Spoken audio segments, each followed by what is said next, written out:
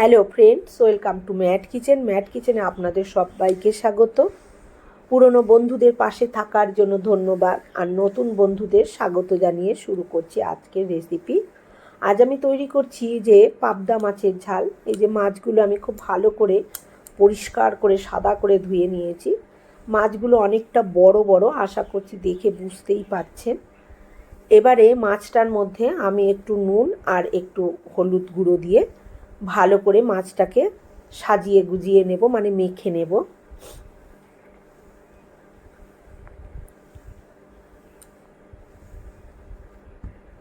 পাবদা মাছ বন্ধুরা অনেক রকমভাবেই ভালো লাগে খেতে, অনেকে অনেক রকমভাবে রান্না করেন, তবে আমার মনে হয় এইভাবে রান্না করলে সেটাই সবচেয়ে বেশি ভালো লাগে, তাই আমি সেটাই শেয়ার করছি।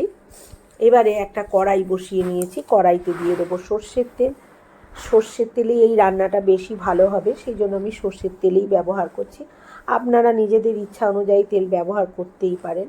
যেহেতু মাছগুলো বড় বড়, সেহেতু আমি তেলটা ভালো করে গরম করে খুন্তি দিয়ে কড়াইয়ের চারপাশটা একটু লাগিয়ে নিলাম, যাতে মাছটা তেলের থেকে বাইরে বেরিয়ে গেলেও কড়াইতে আটকে চেপে ধরে না।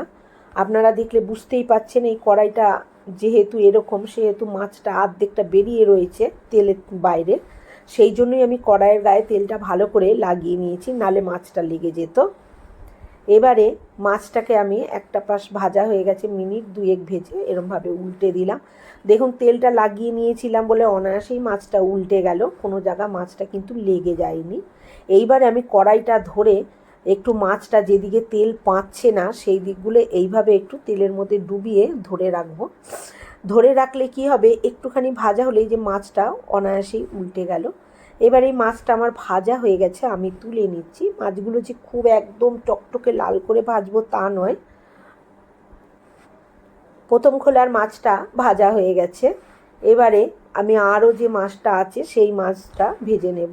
এই সময় আমি খুন্তি করে মাছটা দিয়ে দিচ্ছি, তার কারণ খুন্তি করে মাছটা দিলে কি হয়, তেলটাই যে গরম, যদি গায়ে ছিটে যায় তাহলে অসুবিধা হয় না আর হাতে ছেটে না, সেই জন্য আমি খুন্তি করেই দিয়ে দিলাম।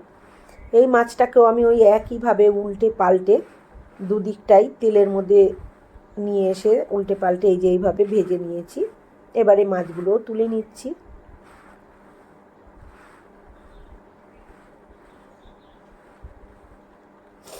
এটা ছড়ানো কড়াই হলে সেই কড়াইতে ভাজতে বেশি সুবিধে হয়।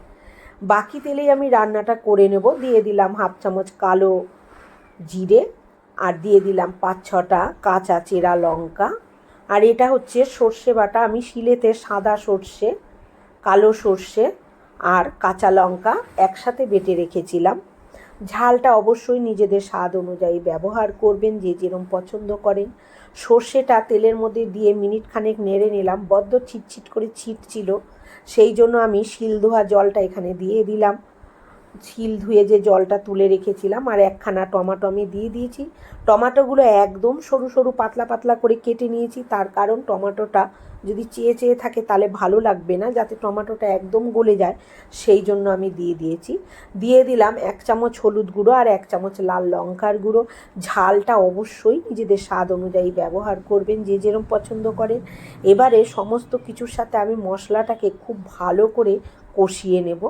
খুন্তি দিয়ে টমেটোগুলো আমি একটুখানি ঘেঁটে দেব, তাহলে কি হবে, টমেটোটা একদম গোটা থাকবে না, একদম ঘেঁটে যাবে। সর্ষে বাটার তরকারিতে টমেটো যদি এইভাবে ঘেঁটে যায় তাহলেই ভালো লাগে, চেয়ে চেয়ে থাকলে ভালো লাগে না দেখতে। সেই জন্য আমি খুবই পাতলা পাতলা করে কেটেছি। আর এখন আপনারা দেখে বুঝতেই পাচ্ছেন যে টমেটোটা কিন্তু একদম ঘেঁটে গেছে, মানে একটুও কোনো অংশ দানা টাইপের কিছু নেই। মশলাটাকে এইভাবে আমি খুব ভালো করে কষিয়ে নিচ্ছি, যতক্ষণ না তেল সেপারেট হয় ততক্ষণ আমি কষিয়ে নিলাম। দেখুন চারপাশ দিয়ে তেল বেরিয়ে গেছে। এই সময় আমি দিয়ে দিলাম একটু লবণ। আমি মশলাটা এতক্ষণ ধরে কষেছি, একটু লবণ ব্যবহার করিনি, আমি এখন একটু লবণ দিয়ে দিলাম। দিয়ে আবার মিনিট দুয়েক আমি লো ফ্লেমে মশলাটাকে খুব ভালো করে এইভাবে কষিয়ে নিয়েছি। এইবার দেখুন মশলা থেকে একদম তেল, আগেও দেখিয়েছি যে তেল বেরিয়ে গেছে, এবারেও আবার দেখাচ্ছি যে নুনটা দেওয়ার পর যে আমি নাড়াচাড়া করলাম, তারপরে দেখুন চারপাশ দিয়ে কীরকম তেল চ্যাপচ্যাপ করে বেরিয়ে গেছে। এইবারে আমি দিয়ে দেবো এখানে পরিমাণ মতন জল। জলটাও নিজেদের ইচ্ছা অনুযায়ী ব্যবহার করতে হবে, যে যেরকম ঝোল পছন্দ করবেন সেই হিসেবে জলটা দিয়ে এবারে ভালো করে আমি নাড়া দিয়ে দিচ্ছি মশলাটা ভালো করে। এবার দিয়ে দেবো আমি স্বাদ মতন লবণ, যেহেতু আমি জল দিয়েছি সেহেতু লবণ লাগবে। দিয়ে আমি ঢাকা দিয়ে দিলাম। মিনিট 3 পর আমি ঢাকনাটা খুললাম, ঝোলটা খুব ভালোভাবে ফুটে গেছে। এবারে দিয়ে দিচ্ছি ভেজে রাখা মাছ। বন্ধুরা, আমার আজকের এই পাবদা মাছের ঝাল রেসিপি যদি আপনাদের ভালো লেগে থাকে তাহলে একটা লাইক দেবেন।